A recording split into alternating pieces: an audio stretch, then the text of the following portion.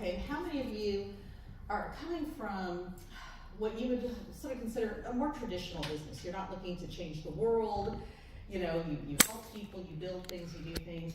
Is that generally where you're all from? I know it's LA, I'm a native Californian, so I know that we're largely industry driven, a lot of people in media.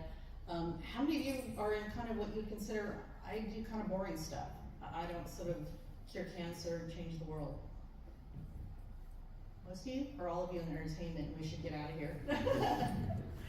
So I think what Jonathan nailed is he nailed a lot of key things. So I work with enterprises. So I work in what some would consider kind of a boring beat with regular customers, Microsoft customers who are looking to figure out how do they apply AI to their world. And a few of the things that Jonathan said really sort of drove home some key messages.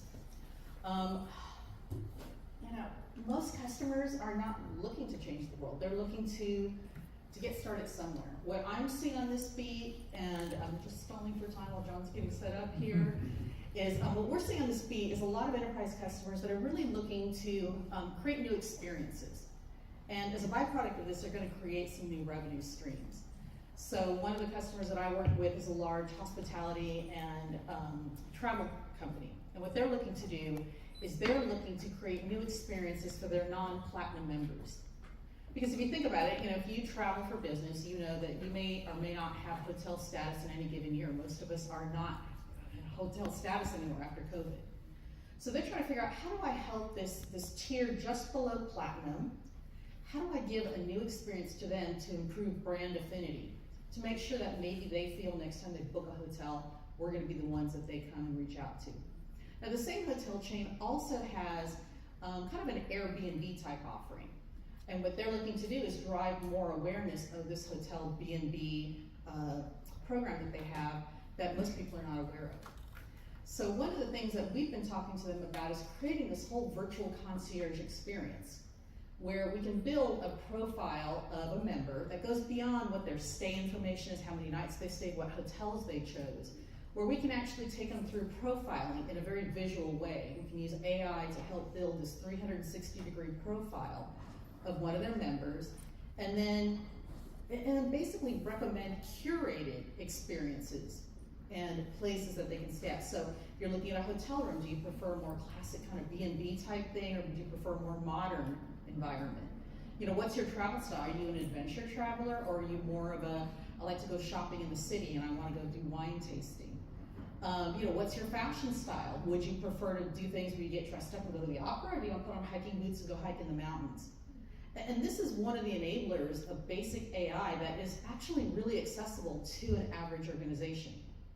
You really, just need a place to deal with your data, and I think that's one of the key things that you're going to see with AI, is that whether you're doing hard AI, where you're looking to change the world, or you're just looking to improve operations, do something new for your business, your data becomes incredibly important. If we can go to the first slide with the rag pattern,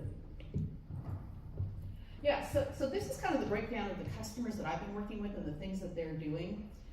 Chat seems really simple. We have a lot of chat that's already out there. I think what the world is seeing is that with ChatGPT, we're getting a different level now. It's a different experience with chat. But if you tie it back to storage, the thing that's really important to remember is that if you're thinking about my hotel customer and you're looking up data that you have on file, that data needs to be really, really fast, because the user is expecting sub-millisecond response times to whatever question you ask. I think we've all seen, if you played with ChatGPT, where you've gone in and asked a question, and it doesn't respond quite as quickly. You're like, oh, that kind of sucks. It's moving slowly today. That doesn't work in the real world when you're actually trying to create that connected experience. So the speed of your data becomes super, super important. We have a lot of customers that are looking to use their data and build better search. So I just spent a week last week on site with one of the largest retailers in the country. And they took 25 early in career employees. They were just out of college.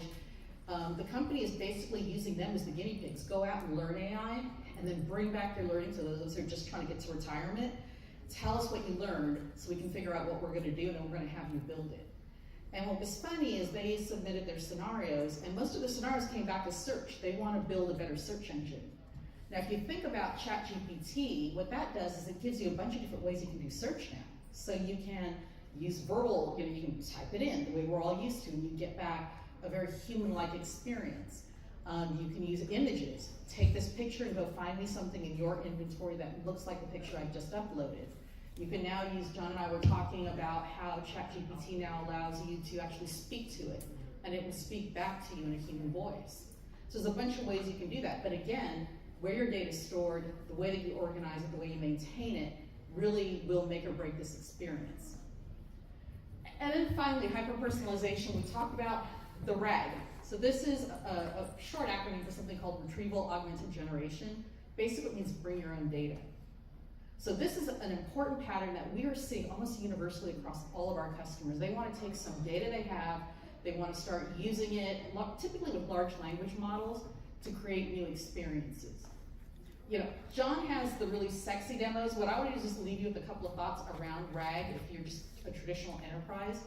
Is that, the way your data is organized and the mechanism with which you serve it is super important if you want to do any kind of a human-connected AI. It can make a difference even if you're not connecting it to a human. Your data is valuable. I think this is another super key message. If you are sitting on a bunch of data that you have been backing up and storing and managing for years, the lack of data in the world to train the new AI models is making your data very valuable. Microsoft would love to talk to you. We have a set of solutions, they're called Azure Integration Services, where what we can do is help you put that data out, make it available, you can monetize it, so you're creating a new profit stream while you're figuring out what your AI strategy is. This new profit stream could in fact fund some of your AI initiatives. Again, we can help you with that, we'd love to talk to you.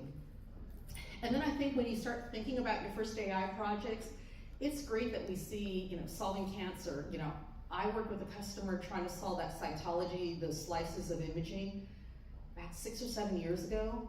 That was super hard, it was super expensive to do. It's become a lot easier now because of the advancements we've made in AI. You don't have to start there. The one thing that I would recommend from the enterprise perspective, start with something small. Look for something that is a pain point or an opportunity in your organization, and do that. Now, bonus points if you can make it repeatable. So, one of the things that I like to think of is repeatability is the mother skill. So the first time you undertake something, there's usually a high cost associated with it. It'll take you some time to figure it out. But every time you do that same thing over and over again in your organization, it'll get faster and cheaper for you to do it. So if you're looking for your first AI project, think about something that can be abstracted. Like one of the examples that I use is when I was on the HPC beat. We helped NOAA, the weather people. We helped some of their scientists who wanted to run an HPC, it was a computational fluid dynamics simulation around how birds migrate. They were studying climate change. Then about 18 months later, we had a different group at NOAA step in and say, hey, we need some help, we're studying plankton migrations in the ocean. The two groups didn't know each other. They had no idea that they were basically trying to solve the same problem, just with different organisms through a different sort of wind speed versus ocean speed, ocean currents. But it was the same pattern.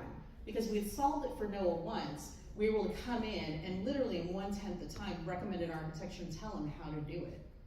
So as you're reaching for AI, you're looking to get started with AI, find something small, don't boil the ocean.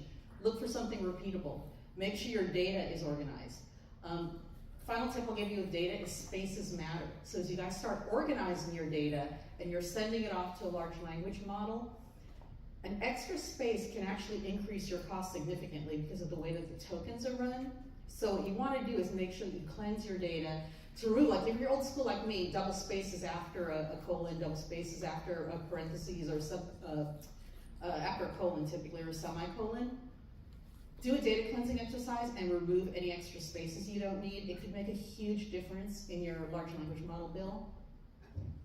And the last piece I forgot, John, and I'm gonna hand it over to you in a second. The last piece is that your data is your data. And this is important, there's always that gray line of if I feed it to AI, will it be used to train someone else's model?